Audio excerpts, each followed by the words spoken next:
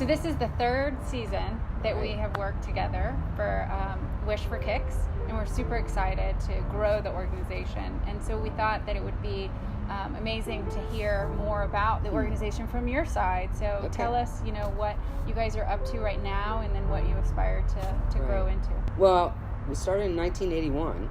Okay. And we really, during that 1980s time, was really focused on working with kids in foster care. Okay.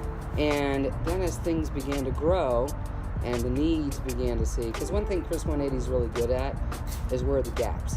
Where are the gaps in services, and what can we do to fill that gap, or who do we partner with to get it done? Right. So as time has gone on, we've become a very large behavioral health provider.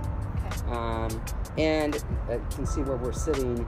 We opened this gorgeous kind of apartment complex for homeless youth. And that's youth that are homeless and also youth that are aging out of foster care.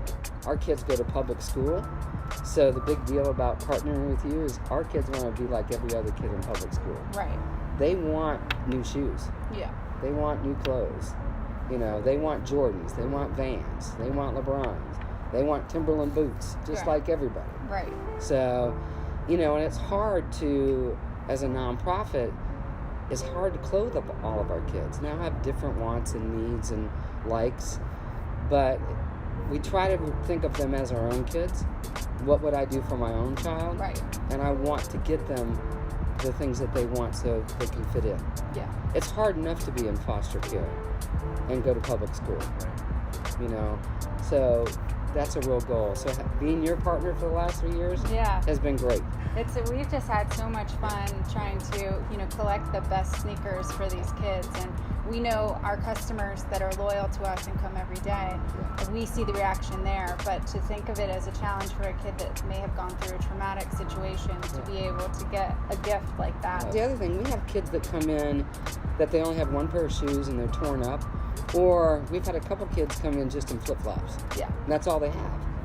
And so they have to go to school, so you got to get them some shoes. Yeah. So that's where it's really important.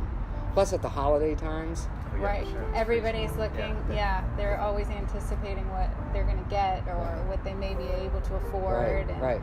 I think from the mother's perspective, too, that's even more of a challenge. Exactly. Absolutely. And so the holiday time is really interesting because, your own kids make their list and everything. Right. And so our kids make a list, but we break it down into two sections.